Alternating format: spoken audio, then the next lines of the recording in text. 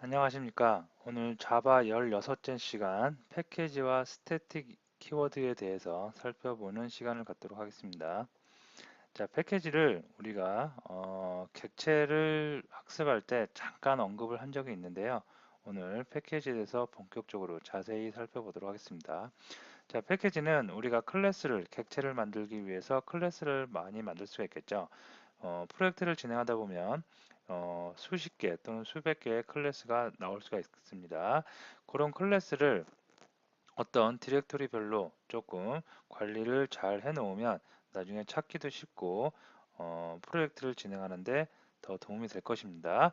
그럴 때 그렇게 폴더를 만들어서 클래스 파일을 자바 파일이죠. 자바 파일을 관리하는 것, 그것을 우리가 그 경로 디렉토리를 패키지라고 할 수가 있겠습니다. 그래서 패키지 생성하는 방법, 사용하는 방법 등에 대해서 살펴보도록 하고요. 다음에 어떠한 클래스로부터 객체를 생성을 하면 그 객체는 메모리에 별도로 다른 객체로 존재를 한다고 그랬죠. 그런데 그럴 때 모든 클래스로부터 생성된 모든 객체가 별도로 메모리에 존재를 하지만 어떠한 데이터를 공유하고 싶어요. 하나쯤, 두 개쯤은 데이터를 모든 객체가 같은 클래스에서 나온 모든 객체가 다 함께 공유를 하고 싶어요. 그럴 때 사용하는 방법, 스태틱 키워드를 사용하는 방법에 대해서 살펴보도록 하겠습니다. 자, 클래스 파일을 효율적으로 관리하기 위한 방법, 이게 패키지를 사용하는 방법이고요. 객체 간의 속성 또는 기능을 공유하는 방법에 대해서 학습을 하도록 합니다. 먼저 패키지가 무엇이고 패키지를 만들고 다른 패키지에서 또 다른 패키지에 있는 클래스에 접근을 해서 클래스를 사용하는 방법에 대해서도 살펴보도록 하겠습니다. 자, 임포트에 대해서 살펴보고요. 그다음에 스태틱 키워드에 대해서도 차례로 살펴보도록 하겠습니다. 자, 먼저 패키지입니다. 자바 프로그램은 많은 클래스로 구성되고 이러한 클래스를 폴더 형식으로 관리하는 것을 패키지라고 한다. 자, 우리는 지금까지 클래스를 배우면서 클래스를 한 개, 두 개, 세 개 정도 간단하게 만들어서 사용을 해봤습니다. 하지만 우리가 프로젝트를 진행하게 되면 프로그램 하나를 개발하기 위해서 수십 개 또는 수백 개의 클래스를 만들어서 사용을 하게 될 것입니다. 그럴 때 하나의 이런 패키지, 하나의 경로 안에 모든 클래스를 쭉 다 만들어서 사용을 하면 나중에 클래스를 관리하기도 어렵고요. 관리하기가 어렵다는 건 일의 효율성, 업무의 효율성을 저하시킬 수가 있겠습니다. 그래서 어떠한 특정한 목적으로 디렉토리를 만들어주고 그 디렉토리에 해당하는 클래스를 모아서 관리하는 방법, 그것을 우리가 패키지라고 합니다. 자, 실제로 여기 보면 이클립스에 지금 요 예제 16 프로젝트 001이라는 걸 해놨는데요. 여기 보면 굉장히 많은 패키지가 이렇게 존재를 하고요. 각 패키지에는 그래서 데일리 저널, 그 다음에 인플로이 뱅크, 회사의 사내 뭐 그룹웨어 정도를 만드는 프로그램이라고 생각을 해보시면 사원, 인플로이에 대한 클래스가 있을 수가 있겠고요. 다음에 사원들의 은행, 그 돈을 관리하는 뱅크가 있을 수가 있겠고요. 자, 다음에 메인 함수가 있고, 다음에 급여를 관리하는 페이먼트라는 클래스가 존재할 수 있고, 파트타임을 관리하는 클래스, 다음에 풀타임, 다음에 파트타임을 관리하는 클래스, 다음에 여러 가지 유틸들이 존재하는 클래스, 다음에 웰페어, 복지를 관리하는 클래스 등등으로 무수히 많이 나올 수가 있겠습니다. 자, 근데 이거를 실제적으로 그 프로젝트 생성한 곳에 가서 한번 살펴볼게요. 그러면 어떻게 되냐면 실제로 여기가 이제 윈도우 익스플로러에서 본 거죠. 자, 16 프로젝트 001 프로젝트를 열어보면 자, src에 밑에 보면 컴이라는 폴더가 있습니다. 자, 패키지를 보니까 이렇게 봐볼게요. 자, 패키지가 com.java. 다음에 뒤쪽에 그 패키지가 갖고 있는 고유의 패키지 이름을 써줬습니다. 자, 그러면 com.java 컴이 있고요. 그 다음에 들어가면 또 자바 폴더가 있어요. 아, com.java는 경로구나 라는 것을 우리는 알 수가 있겠습니다. 자, 자바까지 똑같죠. 그리고 자바 안에 들어가면 어떻게 데일리 저널, 인플로이, 인플로이 뱅크, 메인, 페이, 유틸, 웰페어 같은 폴더가 그대로 다 존재하는 거 알 수 있겠습니다. 만약에 내가 여기다가 패키지를 하나 더 만들어요.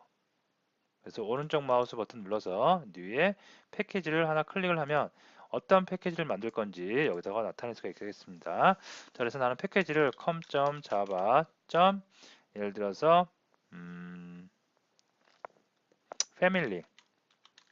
family라는 패키지를 하나 만들고 싶어요. 그러면 핀시를 하면 어떻게 돼요? 이렇게 family라는 폴더가 하나 더 생성이 될 수가 있겠습니다. 그죠? 자, 이 안에 들어가 보면 아무것도 없겠죠. 왜 아무것도 없어요? 패키지만 만들어 놓고 아직 클래스를 만들지 않았죠. 그죠? 여기다가 만약에 클래스를 하나 더 만들겠다. 그러면 뉴에 클래스에서 패밀리 클래스를 하나 이렇게 만들면 이때 이제 클래스가 하나 생성이 될 수가 있겠습니다. 자, 물론 삭제를 하면 없어질 수가 있겠고요. 그다음에 패키지도 삭제를 할 수가 있겠습니다. 자, 그러면 이제 패키지가 어떤 건지 감이 오실 거예요. 패키지는 프로그래밍을 하는데 클래스를 효율적으로 관리해주기 위한 경로, 디렉토리 관리다고 여러분이 이렇게 정리를 해주시면 되겠고요. 자, 그러면 패키지를 방금 같은 경우에 패키지 이름을 정할 때 지금 여기는 com.java.dailyjournal, employee, employee 이렇게 했는데 패키지 이름은 어떻게 정하느냐? 개발자 마음대로 정할 수가 있겠습니다. 자, 하지만 우리가 일반적으로 통상적으로 패키지 이름을 정할 때는 규칙은 아니지만 일반적으로 지키는 방법이 있습니다. 그거에 대해서 하나씩 살펴보도록 할게요. 자, 패키지 이름 결정 요령. 패키지 이름은 패키지에 속해 있는 클래스가 최대한 다른 클래스와 중복되는 것을 방지하도록 만든다. 그죠? 예를 들어서 패키지를 여기 보면 풀타임과 파트타임을 나눴어요. 그러면 여기는 정규 직원들을 관리하는 시간 관리하는 클래스가 존재할 거고 여기는 파트타임 파트타임에 해당되는 직원들을 관리하는 그 시간 관리하는 클래스 존재합니다. 이렇게 해당 클래스 패키지 안에 있는 클래스들의 이름을 대표할 수 있는 이름으로 패키지 이름을 정하는 게 일반적인 방법입니다. 그래서 중복을 피하게 되는 거죠. 그리고 패키지 이름은 일반적으로 도메인을 거꾸로 한다. 이게 무슨 얘기냐면 소규모 프로젝트를 할 때는 별로 그런 일이 없을 텐데요. 좀 큰 규모로 프로젝트를 할 때는 내가 이렇게 패키지를 하나 잘 만들어 놨어요. 그리고 이 안에 있는 클래스들이 많이 있습니다. 이러면 이 패키지가 다른 곳에 또 쓰일 수가 있어요. 다른 프로젝트 할 때 그대로 얘를 이식해서 카피해서 그대로 패스트 그쪽에 붙여서 사용을 할 수가 있다는 얘기입니다. 너무 잘 만들어놔서 그쪽에서 새로 안 만들고 아 이거 그냥 패키지 갖다 써도 되겠다 할 때는 그대로 코드를 가져갈 수가 있겠는데요. 자, 그럴 때 다른 프로젝트에 이미 com.java.dailyjournal이라는 프로젝트가 있으면 낭패겠죠. 그죠? 그래서 우리가 그러면 내가 만든 프로젝트의 패키지가 전 세계에서 어디에 가든지 유일하게 쓸 수 있는 방법이 뭘까라고 생각을 하니까 도메인을 생각하게 된 겁니다. 그래서 도메인은 유니크하죠. 전 세계에서 내가 만든 프로젝트, 내가 만든 홈페이지, 회사의 도메인은 유일하겠죠. 그래서 그 도메인을 이용하게 되는데요. 도메인을 역순으로 표시하게 됩니다. 그래서 com.java 이렇게 하기도 하고 아니면 한국 같은 경우에 co죠. 그러면 kr.co. 회사 이름 그렇게 하기도 합니다. 그래서 어쨌든 유니크한 이름을 나타내기 위해서 일반적으로 도메인을 거꾸로 명시하는 것으로서 패키지 이름을 정한다라고 정리를 해주시면 되겠습니다. 자, 근데 이런 거는 실제적으로 여러분들이 이건 제가 일편적인 예를 든 거고요. 실제로 여러분들이 그 프로젝트를 진행할 때는 프로젝트 시작, 기획 단계, 기술 설계할 때 프로젝트 이름에 대해서 서로 상호 그 개발자들끼리 합의를 합니다. 회의를 해서 패키지명은 이렇게 정하고 이렇게 분류를 하자. 아니면 그 프로젝트의 리더가 패키지명을 정해주는 경우도 있고요. 프로젝트마다 조금씩 다르게 진행이 되어집니다. 자, 그 다음에 개발 중에 패키지의 이름과 구조는 변경될 수 있다. 이게 뭐냐면 리팩토리 관련된 건데요. 만약에 내가 얘를 패키지 이름을 변경하고 싶어요. 그럼 얘 클릭하고 나서 오른쪽 마우스 버튼 누르면 리팩토리라는 게 있어요. 여기서 리네임이라고 있습니다. 여기서 언제든지 패키지를 변경할 수가 있고요. 패키지를 변경하면 경로가 변경되는 거죠. 그러면 로컬 상에 있는 경로도 변경되어질 수가 있겠습니다. 자, 그리고 패키지 간에는 이렇게 클래스도 언제든지 이동할 수 있어요. 이렇게 이동하면 이렇게 이동이 바로 손쉽게 될 수가 있겠고요. 다시 또 이동시키면 또 이동이 될 수가 있겠습니다. 되시겠죠? 자, 다음에 패키지 이름만 보고도 해당 패키지 안에 있는 클래스가 어떤 속성과 기능을 가지고 있는지 예상할 수 있도록 이름을 만든다. 그죠? 그냥 패키지 이름을 대충대충 만들어서 누구도 본인도 심지어는 패키지를 만든 본인도 며칠 뒤에 몇 달 뒤에 보면은 이 패키지가 도대체 무슨 역할을 하는 패키지인지 이 패키지 안에 들어있는 클래스가 어떠한 클래스들이 모이는지 예상을 할 수 없다면 그 패키지 이름은 변경하는 편이 좋습니다. 자, 그래서 패키지 이름은 그 패키지 안에 있는 클래스들이 어떤 클래스들이 모여 있는지 대표적인 이름으로 만드는 것이 옳습니다. 자, 그래서 패키지에 대해서 한번 개요 정도라고 생각을 하시고 이렇게 한번 해봤고요. 그리고 우리가 하나만 더 살펴보면 어떠한 클래스를 이렇게 만들었어요. 클래스를 만들었을 때 우리는 클래스를 만들기 위해서 먼저 접근자, 그 다음에 클래스라는 키워드, 클래스 이름을 주고 여기다 중괄호를 쳐서 이렇게 클래스를 만들었습니다. 자, 여기서 한 가지 더 말씀드리면 가장 위에 최상단에 뭘 만들어줘야 되냐면 이 클래스가 속해 있는 패키지의 이름을 적어줍니다. 그래서 패키지 이름, 다음에 그 패키지 풀네임을 다 적어줍니다. 현재 employee라는 자바 파일 클래스는 com.java.employee라는 패키지 들어있죠. 그래서 여기다가 패키지 com.java.employee라고 우리가 명시를 해준 겁니다. 자, 우리가 클래스 중에 예를 들어서 array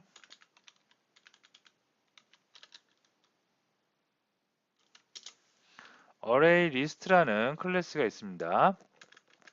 자, 이걸 사용하고 싶어요. 그러면 이렇게 사용하면 되는데 여기서 import하고 java import 좀 이따 나올 거고요. java.util.arraylist 이렇게 나오죠. 이 arraylist는 자바가 기본적으로 갖고 있는 내가 만든 클래스가 아니라 자바가 기본적으로 제공해주고 있는 클래스인데요. 얘는 어디 있는 거냐면 java.util.arraylist java.util 폴더 구조에 들어있는 arraylist라는 클래스입니다. 이거하고 똑같이 현재 내가 employee라는 클래스를 만들었으면 employee라는 클래스는 이렇게 com.java에 들어있는 com.java.employee에 들어있는 클래스란 것을 명시를 해준 겁니다. 자, 얘를 갖다가 만약에 메인에서 쓰려면 방금 employee 클래스였죠. employee 클래스가 어디 있어요? com.java.employee 여기 있죠. 그러니까 사용을 하는 곳에서도 import란 키워드 써주고 com.java.employee라는 경로를 다 써주고 employee 클래스를 사용할 수가 있겠습니다. 자, 뒤에서 잠깐 말씀드렸고요. 뒤에서 임포트에 관해서 좀 더 살펴보면 좀 더 확실하게 이해가 되실 수 있을 겁니다. 자, 임포트 다른 패키지에 있는 클래스를 사용하기 위해서는 임포트 키워드를 이용한다. 자, 이게 뭐냐면 방금 했던 얘기인데요. 만약에 내가 employee 클래스가 있어요. 여기서 daily journal이라는 클래스를 쓰고 싶어요. 같은 패키지에 있을 때는 그냥 써도 되는데 얘는 com.java.dailyjournal이라는 패키지 안에 들어있는 daily journal 클래스고요. employee는 com.java.employee 경로에 있는 employee라는 클래스입니다. 서로 다른 패키지에 있죠, 클래스가.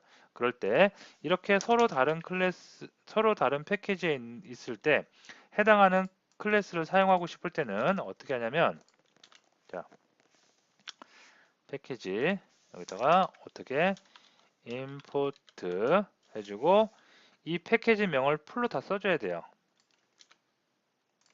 써주고 이 안에 있는 뭐를 쓰겠다? 데일리 저널이라는 난 클래스를 쓰겠다. 이렇게 import 명령을 이용해서 명시를 해준 후에 그 다음에 해당하는 클래스를 쓸 수가 있겠습니다. 되시겠죠? 만약 import가 없어요. 그러면 어떻게 돼요? 아이고, 어떻게 돼요? 이렇게 에러가 발생할 수 있겠습니다. 아시겠죠? 같은 동일한 그 패키지에 클래스가 있을 때는 그냥 임포트 없이 바로 쓰면 됩니다. 하지만 이것처럼 다른 곳에 있어요. 다른 패키지 안에 있는 클래스를 사용하고 싶을 때는 어떻게 된다? 반드시 임포트 군문을 써서 그 패키지 풀네임을 써주고요. 다음에 클래스 명을 써서 나는 이 클래스를 사용하겠다라고 반드시 명시를 해 주셔야 되겠습니다. 자, 근데 여기서 한 가지 더 말씀드리면 데일리 저널이 있죠. 데일리 저널에서 예를 들어서 제가 클래스를 하나 만들어 볼게요. 예를 들어서 오브젝트 클래스라고 하나 만들었습니다. 그죠? 자, 그러면 여기서 오브젝트 클래스 데일리 저널하고 오브젝트 클래스는 둘 다 com.java.daily 저널 안에 있는 클래스입니다. 그죠? 자, 그러면 여기서 만약에 오브젝트 클래스 클래스를 내가 쓰고 싶어요. 클래스는 new 오브젝트 클래스 이렇게 쓸 수 있어요. 자, 쓰면 얘도 지금 employee라는 패키지에 같이 있지 않으니까 이렇게 import 자동으로 이클립스가 com.java.daily 저널에 있는 오브젝트 클래스를 사용하겠다라고 import를 이렇게 사유해 줬습니다. 그죠? 자, 이렇게 하는데 좀 더 쉬운 방법 중에 하나가 있어요. com.java.daily 저널 안에 있는 daily 저널이란 클래스와 오브젝트 클래스라는 이런 거를 클래스를 들려 쓰는 거죠. 이걸 하나로 줄여보면 나는 com.java.daily 저널 안에 있는 모든 클래스를 쓰겠다. 그러면 여기다가 에스타리크를 이렇게 명시를 해줄 수도 있겠습니다. 이렇게 명시를 해주면 뭘 임포트 하냐면 com.java.daily 저널 안에 있는 모든 클래스, 만약에 클래스가 10개 있다. 그러면 10개의 클래스 다 임포트를 해줄 수가 있겠습니다. 아시겠죠? 자, 그래서 이렇게 임포트를 이용해서 클래스를 임포트 할 때는 이렇게 각각 해줘도 되고 아니면 어떻게? 이렇게 에스타리크를 이용해서 해당 경로 안에 있는 모든 클래스를 임포트해서 사용할 수도 있다. 라고 알아두시면 되겠습니다. 그리고 뭐 흔하진 않지만 이런 경우도 있어요. 아예 임포트는 쓰지 않겠다. 그러면 이런 방법도 있습니다. 그냥 이 클래스명 앞에다가 풀네임을 다 적어주는 거예요. 이렇게 풀네임을 다 적어줘도 상관이 없겠습니다.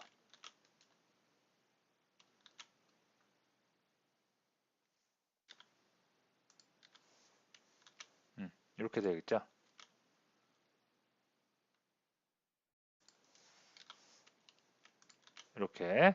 이렇게 해도 정상적으로 동작합니다. 근데 조금 안 좋죠. 그죠? 클래스 명만 들어가면 좋지.